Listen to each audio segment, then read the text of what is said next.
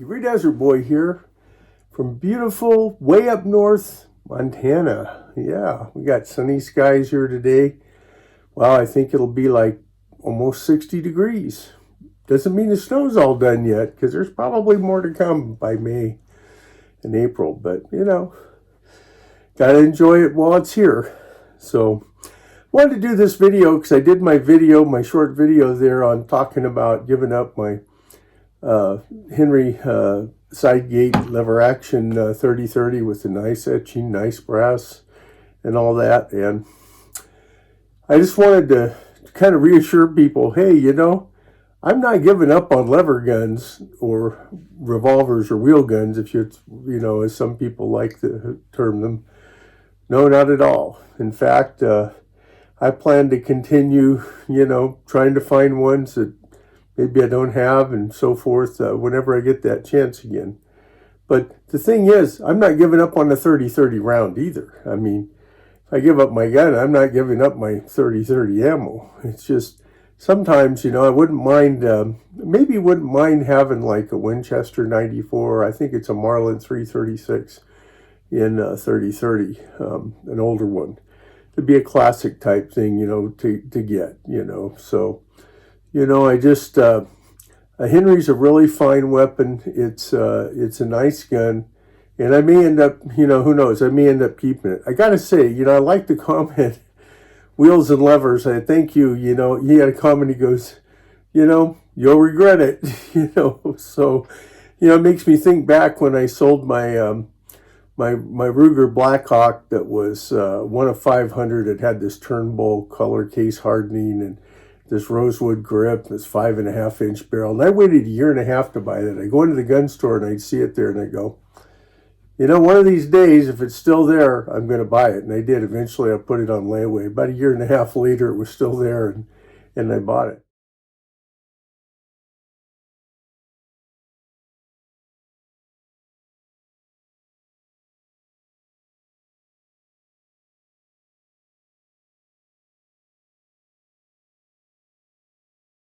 But it did not get me another Blackhawk, right? And that's why I say I'm not giving up on wheel guns until I got this guy. And of course, we'll be good about it. We'll make sure we'll flip this loading gate open here and just go through there and show you that this 45 Colt here is unloaded. But this is a beautiful gun, but I kind of wish I had them both. It's kind of the way it is sometimes if you really enjoy revolvers and stuff. So I'm not giving up on any of that. And just to show you that I'm not, this is probably one of my absolute favorite lever actions. This is we'll show it's unloaded, my Rossi 45 Colt. The 45 Colt round is so great in these R92s, essentially like a Model 92, right?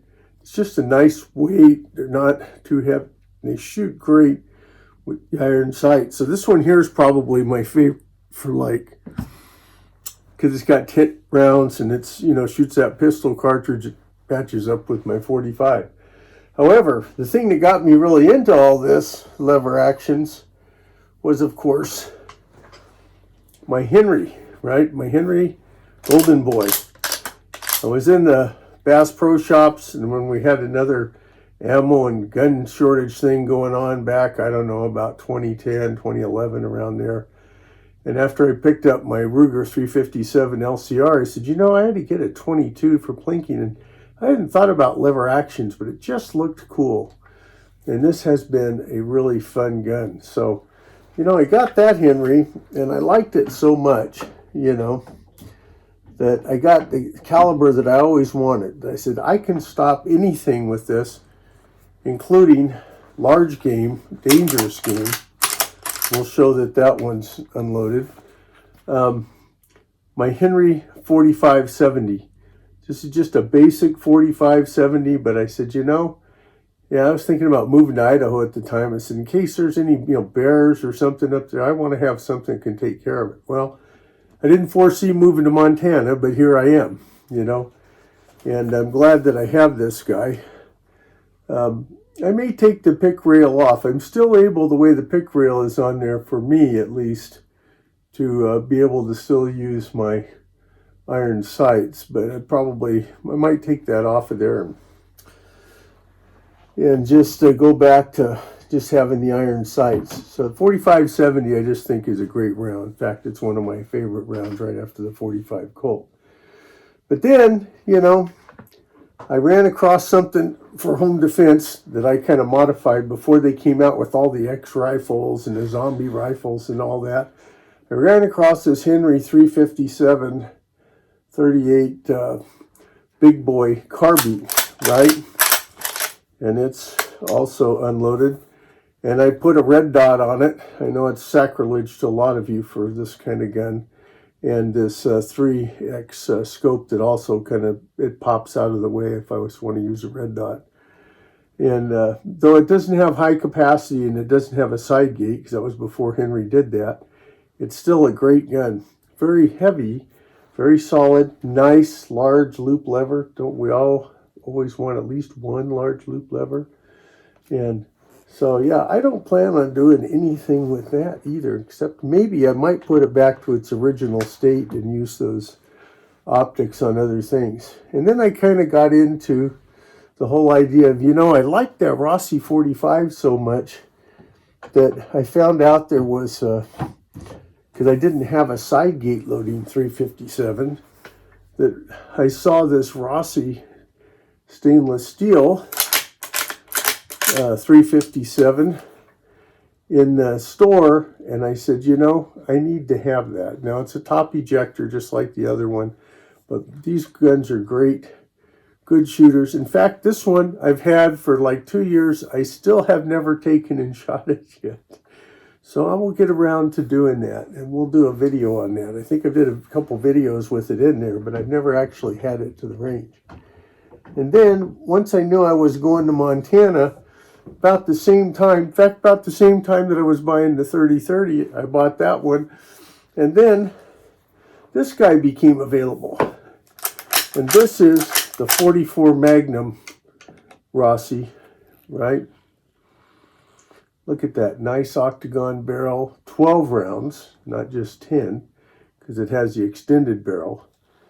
And this one here, I figure, well, it could probably do a lot of the jobs that the 3030 could, but of course, it's not going to have quite the ballistics or the range, maybe, that a rifle round would. Even though the 3030s have a more rounded nose, it's still, you know, but it could probably do the job pretty well. But, you know, like I said, I'm not giving up on the 3030 round, and I just kind of want to reassure people of that, or lever actions for that matter. So, just something to think about. You know, last time I checked, excuse me, you know, even though I feel like we're kind of in this pause right now on this kind of what I would term, probably some people wouldn't like this term, but kind of assault on our 2A rights, because things have changed, and depending on what state you're in, you still have that to deal with, but at the federal level. But I haven't seen national reciprocity passed yet. And, you know, other things that a lot of us would, you know, kind of like to see. And, you know, one of the reasons why you have these lever actions is it's one of the ways it's been around for over 100 years that not only makes for a good hunting rifle, but it also makes for good personal but protection in the sense of home defense, because they're a repeater. And, you know, we never know what's going to happen in the future, you know, and all of us like to have the more modern things. But some of these are, you know, they're at least some level of adequate protection if you didn't have access to those other things. Because we have been there before, like in the early 1990s. So I don't usually get on the political bandwagon, but just something to think about. So anyway, as Desert Boy, I'm going to continue to like and buy, you know, lever actions and revolvers. And I just wanted to reassure you guys of that I haven't lost my affinity for that. And also, the 30-30 round, still a good round. So, as Desert Boy always says, be safe out there, whatever you're doing. And if you like this video, please like, comment, and subscribe. Bye now.